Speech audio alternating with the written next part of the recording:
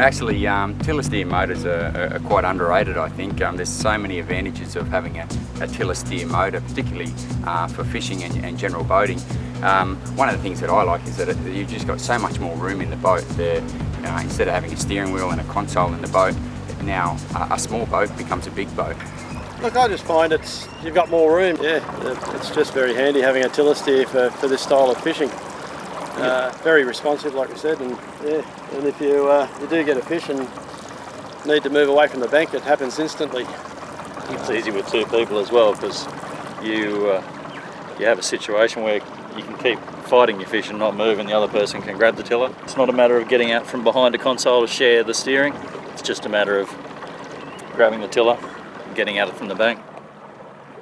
The other thing is the manoeuvrability of the boat, and I think most fishermen out there would appreciate how more manoeuvrable the tiller handle models are.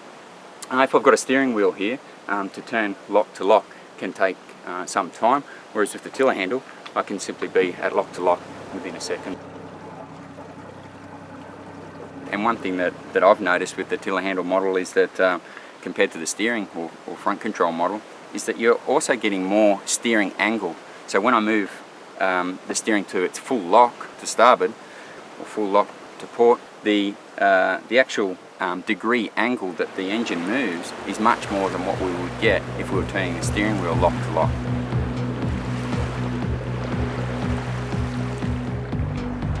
If I can just get you to have a look underneath here, you'll see the dampening for the steering.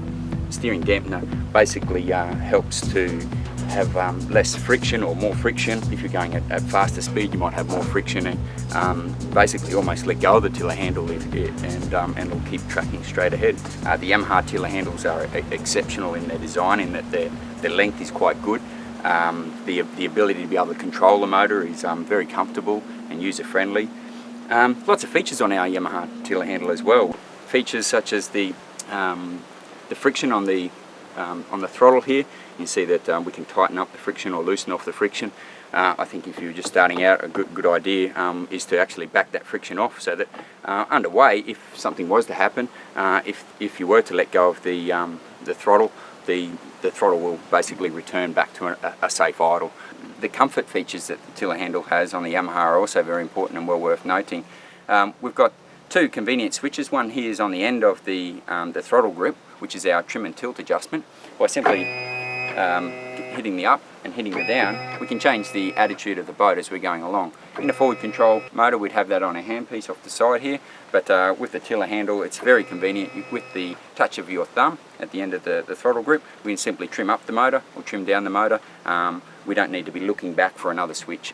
The other convenient switch that we have on some models is the variable trolling switch, and the variable trolling switch is simply just back behind the throttle grip here, and what it does is it adjusts the trolling speed. We can simply press the button up, which will increase the speed, press the button down to decrease the speed. It makes finite adjustments to the engine's RPM, and when we're trolling, sometimes we need to troll a little bit slower, a little bit faster, or even with the hand control, we just can't get those finer adjustments like we'd like to. So by being able to, at a touch of the button, change the RPM by somewhat 50 RPM, up or down, is a very good feature that Yamaha have incorporated. Work back up to those flaps where that water drops away. Oh, here we go. There's something there. A bit of an inquiry.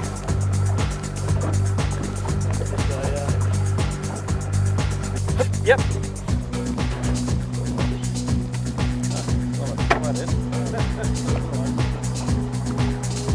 You're on the board. I don't think he's all that big. It's the right. Feels like the right species.